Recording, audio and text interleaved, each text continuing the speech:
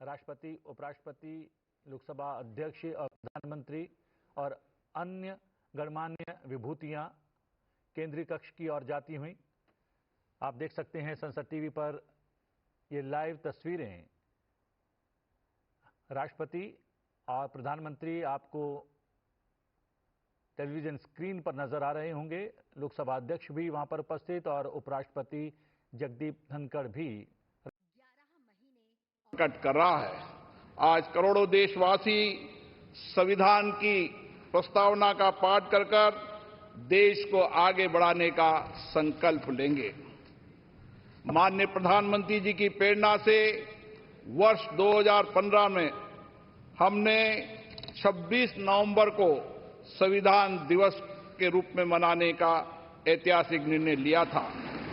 हमारा संविधान सार्थक एवं गरिमापूर्ण संवाद की इस उत्कृष्ट परंपरा को हमें अपने सदनों में भी अपनाना चाहिए। हमारा संविधान देश में सामाजिक अब भारत के संविधान की महिमा पर आधारित एक फिल्म के माध्यम से जाने संविधान के निर्माण की इस ऐतिहासिक यात्रा और गौरवशाली सफर को।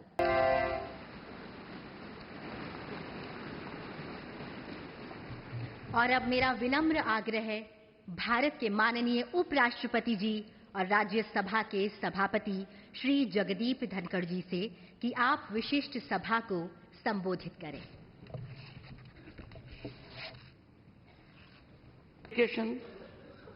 Navigating contentious and divisive issues with focus on consensus and understanding. Honorable members,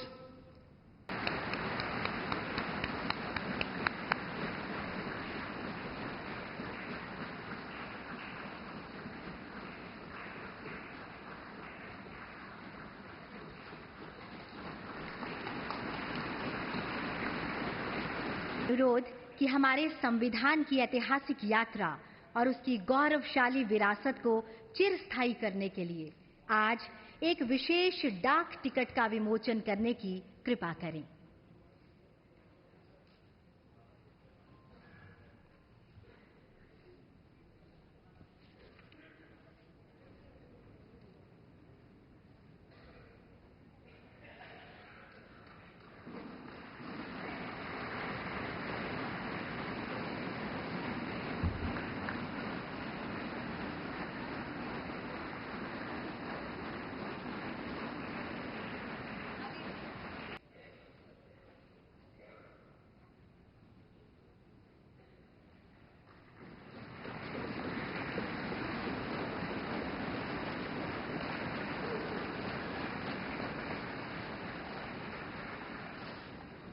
इसी के साथ दूसरी पुस्तक है भारत के संविधान का निर्माण और इसकी गौरवशाली यात्रा। मेरा सादर अनुरोध इस पुस्तक का भी विमोचन करने की कृपा करें।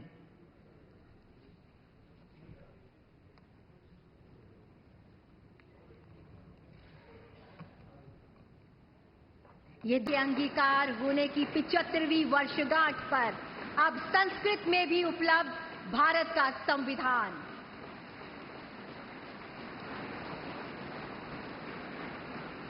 प्रधानमंत्री श्री नरेंद्र मोदी जी, लोकसभा अध्यक्ष श्री ओम बिरला जी, राज्यसभा के उपसभापति श्री हरिवंश जी, राज्यसभा में सदन के नेता श्री जगत प्रसाद नाडा जी, राज्यसभा में विपक्ष नेता श्री मल्लिकार्जुन खड़गे जी, संसदीय कार्य मंत्री श्री किरेन रिजिजू जी, लोकसभा में विपक्ष नेता श्री राहुल गांधी जी, माननीय सांसदगण और प्यारे देशवासी, संविधान दिवस के पावन अवसर पर आप सभी के बीच आकर मुझे हार्दिक प्रसन्नता हो रही। संविधान हमारे देश का सबसे पवित्र ग्रंथ है। आज हम सब एक ऐतिहासिक अवसर के भागीदार भी बन गए हैं और साक्षी भी। 75 वर्ष पहले संविधान सदन के इसी केंद्रीय कक्ष में आज ही के दिन संविधान सभा ने नवस्वाधीन देश के लिए संविधान निर्माण का बहुत बड़ा कार्य संपन्न किया था। उस दिन संविधान सभा के माध्यम से हम भारत के लोगों ने इस संविधान को अपनाया, अधिनियमित किया और आत्मार्पित किया था। हमारे संविधान हमारे लोकतांत्रिक गणतंत्र की सुदृढ़ आधारशिला है। हमारा संविधान हमारे सामूहिक और व्यक्तिगत स्वाभिमान को सुनिश्चित करता है। आज कृतज्ञ राष्ट्र की ओर से मैं संविधान सभा के सदस्यों और कर्मियों को श्रद्धांजलि अर्पित करती हूँ। ये देश का सौभाग्य है कि संविधान सभा के अध्यक्ष डॉक्टर राजेंद्र प्रसाद ने तथा प्रारूप समिति के अध्यक्ष डॉक्टर बाबा साहेब अम्बेडकर ने संविधान निर्माण की यात्रा का मार्गदर्शन किया। बाबा साहेब अम्बेडकर ने प्रगतिशील और समावेशी सोच की छाप हमारे संविधान पर अंकित किया है। संविधान सभा में बाबा साहेब के ऐतिहासिक संबंधों से ये तथ्य स्पष्ट होता है कि भारत लोकतंत्र की जननी है। अपने लोकतंत्र पर गौरव की इसी भावना के साथ आज हम सब इस विशेष अवसर पर एकत्र हुए। ये अवसर संविधान सभा की 15 महिला सदस्यों के योगदान को स्मरण करने का भी है। हमें उन अधिकारियों के अमूल्य योगदान को भी याद रखना चाहिए जिन्होंने नेपथ्य में रहकर काम किया।